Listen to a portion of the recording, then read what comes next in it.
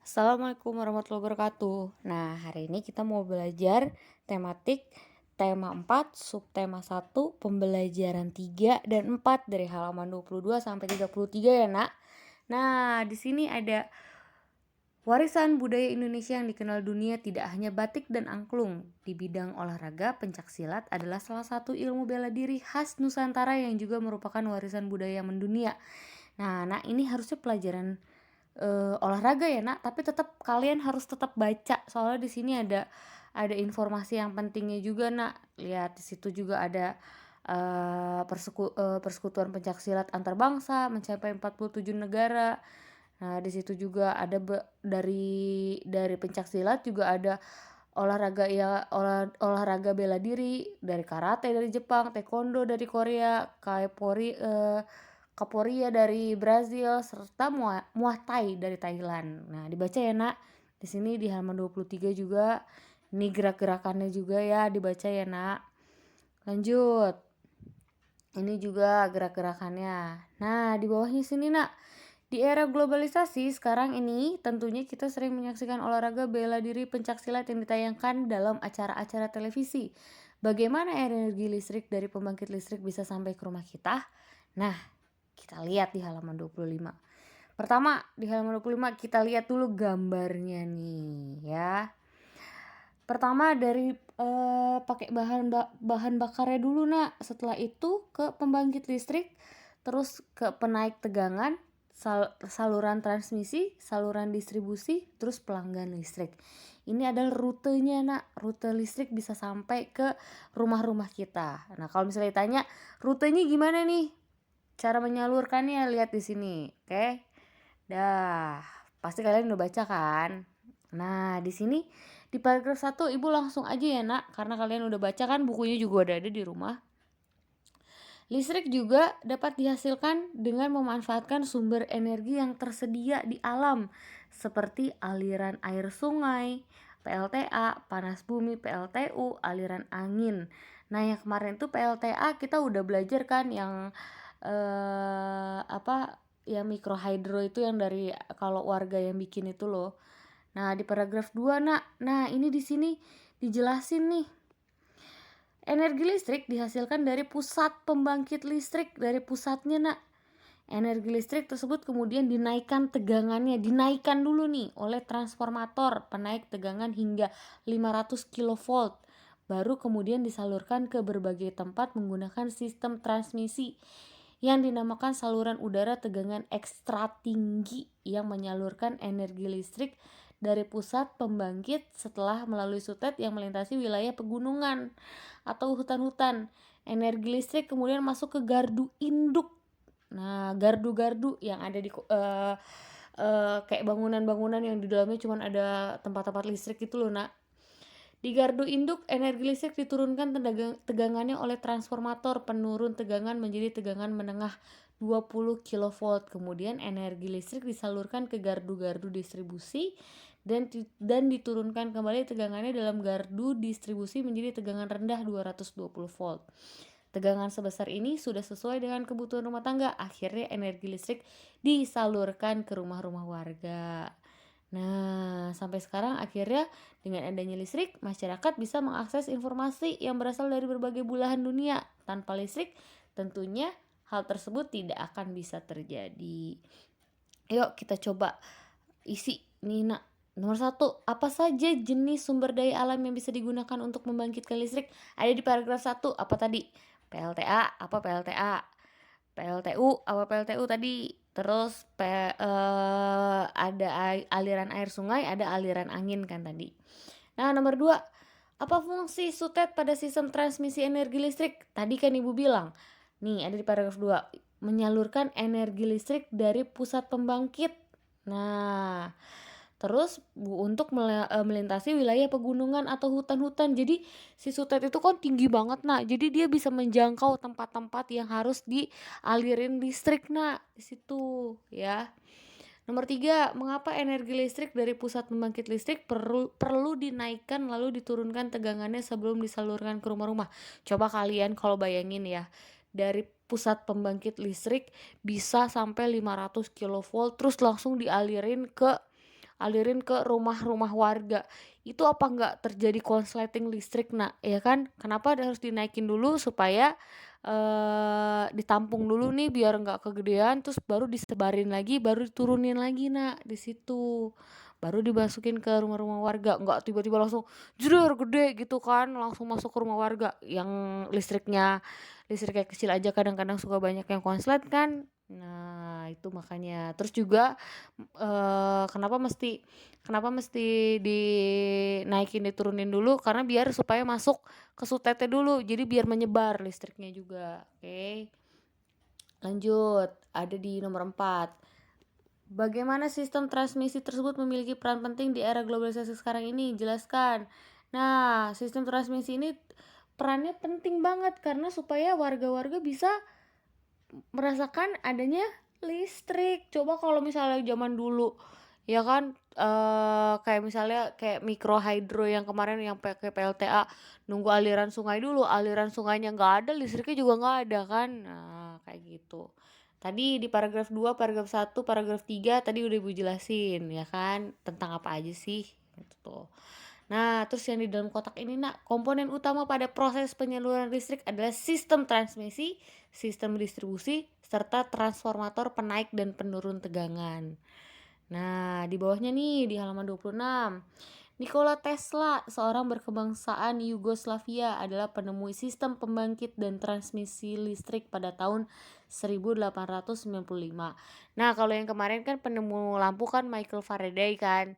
Nah, dia ini mengembangkan dari Michael Faraday nih, gimana supaya supaya listrik tuh bisa nyebar ke rumah-rumah warga. Dia yang nemuin transmisinya, Nak. Di sini. Dibaca ya, Nak. Ini biografinya dia nih. Dulu dia suka sama matematika, fisika. Akhirnya dia pernah bekerja sama Thomas Alva Edison dan merancang 24 jenis dinamo setelah Michael Faraday menemukan energi listrik, ya kan? Di situ. Dibaca ya, Nak. Nah, terus akhirnya lihat nih, berkat penemuan Nikola Tesla, kini sebagian besar warga dunia menikmati listrik. Kita harus bersyukur kepada Tuhan yang telah menyediakan beragam sumber daya alam untuk bisa digunakan sebagai pembangkit listrik. Coba misalnya tadi ya, di dalam sini nih ada apa namanya? Ada penggunaan kosakata baku dan kalimat efektif pada tulisanmu. Nah, lihat di sini nih. Isi tulisanmu ada tentang proses menyalurkan energi listrik dari pembangkit mikrohidro sampai ke rumah-rumah warga di lingkungan tempat tinggalmu. Yang kayak kemarin nih, yang kita mikrohidro itu dari energi listrik apa namanya, energi listrik yang PLTA kemarin kan itu dimasuk juga mikrohidro karena ini kita lewat aja nih ya. Lanjut, kita sekarang ada di pembelajaran keempat. Nah, globalisasi dunia tanpa batas. Globalisasi sebuah kata yang sering kita dengar dalam berbagai topik percakapan. Sebuah kata yang sering kita baca di surat kabar atau majalah. Apa arti globalisasi? Globalisasi dapat dimaknai sebagai sebuah proses mendunia. Nah, seluruh bangsa dan negara di muka bumi ini semakin terhubung satu sama lain. Nah, globalisasi seluruh bangsa dan negara di muka bumi ini semakin terhubung satu sama lain dari berbagai bidang. Nah, seakan tidak terpisah lagi oleh batas wilayahnya. Nah, dunia tanpa batas itu artinya berarti seakan tidak terpisah lagi oleh batas wilayahnya. Kita dapat dengan mudah menemukan berbagai produk Jepang, Korea, Cina, Amerika, Jerman, dan berbagai negara lainnya. Begitupun produk Indonesia juga bisa ditemukan di berbanyak negara. Kita juga dengan mudah menyaksikan siaran langsung dari berbagai belahan dunia melalui tayangan televisi. Kita pun merasakan betapa mudahnya berkomunikasi dengan sahabat dan keluarga. Kita bisa nelfon, mengirim email kepada teman-teman kita yang jauh. Kita merasakan seolah-olah tidak ada lagi batasan di suatu tempat dengan tempat lain di era globalisasi ini. Ya, kita coba isi, oke? Apa yang dimaksud dengan ungkapan tanpa batas? Tadi ungkapan tanpa batas apa? Seakan tidak terpisah lagi oleh batas wilayahnya, ya kan? Nah, terus nomor 2, nomor satu jelasin dulu kenapa kok bisa nggak terpisah lagi loh sama batas wilayahnya, karena semua sudah eranya digital. Kayak misalnya dijelasin nih, kayak misal telepon bisa langsung sedetik doang kan, yang dari jauh sana. Nomor dua, apa yang dimaksud dengan globalisasi? Globalisasi tadi Ibu bilang apa? Seluruh bangsa dan negara di muka bumi ini semakin terhubung satu dengan yang lainnya. Contohnya apa? Di negara ini, kayak misalnya nonton TV, nonton berita, pada saat itu juga kita bisa tahu keadaan di luar negeri itu kayak apa. Apa pengaruh globalisasi yang kamu rasakan saat ini? Apa pengaruhnya? Kita jadi bisa berkomunikasi lewat handphone. Kan handphone juga termasuk globalisasi juga, Nak. Ya kan? Bisa bercakap-cakap sama orang bule juga, ya kan? Bisa. Terus, gambarkanlah secara visual bahwa globalisasi membuat dunia tanpa batas. Nah, ini gambarin. Gimana sih maksudnya dunia tanpa batas, Bu? Kayak misalnya tadi Ibu bilang, kayak kita bisa telepon, misalnya boleh nih kalian gambar gini, Nak. Gambar di sini yang cakep, tapi ya misalnya di sini teman kalian yang ada di luar negeri, di belakang gambarnya tuh ada apa gini ya. Gambarnya misalnya di luar negeri, kayak misalnya di Jepang ada apa, Tokyo misalnya di sininya. Terus kalian di Indonesia di sini saling telepon kayak gitu, bisa kan digambarinnya. Atau misalnya kalian di sini ada gambar kejadian yang ada di luar negeri, terus kita bisa nonton di sini, ya kan? Detik itu juga kita tahu kabarnya, ya. Kayak gitu. Nah, sekarang lanjut di halaman 31 di bawahnya. Di era globalisasi ini banyak sekali barang-barang dari dalam dan luar negeri yang bisa kita temui. Masyarakat bisa memilih-milih barang sesuai dengan keperluannya dan tingkat ekonominya. Tingkat ekonomi yang berbeda-beda disebut keberagaman ekonomi. Nah, di dalam kotaknya, Nak, kita lihat. Sekarang, amatilah di lingkunganmu. Ceritakan keberagaman ekonomi yang ada di sekitarmu. Kayak misalnya gini, Nak. Kayak misalnya contohnya di lingkungan sekitar kami, misalnya ada tingkat keberagaman ekonomi, ada kayak misalnya ekonominya ada pedagang, ya kan. Terus juga ada misalnya ada yang karyawan, ya kan, dijelasin nih, pedagang dia mendapatkan uangnya harian kan, kayak pegawai mendapatkan uangnya per bulan, ya kan, ada juga yang kayak gitu. Nah, dijelasin tuh. Terus kira-kira kenapa sih ekonomi setiap orang beragam? Karena sesuai dengan pekerjaannya, ya kan? Apa saja yang mempengaruhi keberagamannya? Penghasilan, ya kan? Keuntungan, ya kan? Terus apa lagi? Pengeluarannya juga. Sikap apa yang kita harus kembangkan melihat keberagaman ini?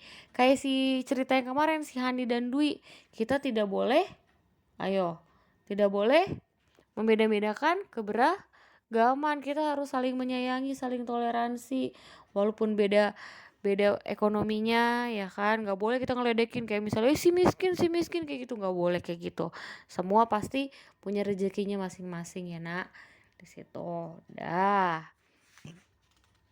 Nah, terus akhirnya kita di halaman terakhir nih 32. Ceritakanlah tentang kondisi ekonomi keluargamu. Tuliskan rencana-rencana yang kamu lakukan untuk menghadapi era globalisasi ini.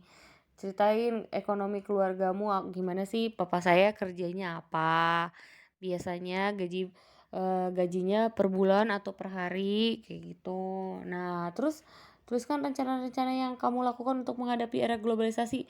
Misalnya nanti kamu misalnya bisa gini, karena ada era globalisasi, mau jualan, rencana saya mau jualan online, bisa kan di situ. Karena era globalisasi tinggal belinya tinggal online kayak gitu, ya kan. Nah, tugasnya, Nak, sekarang ya. Tugasnya Ibu minta tolong dikerjain halaman yang halaman yang tadi nih, halaman 25.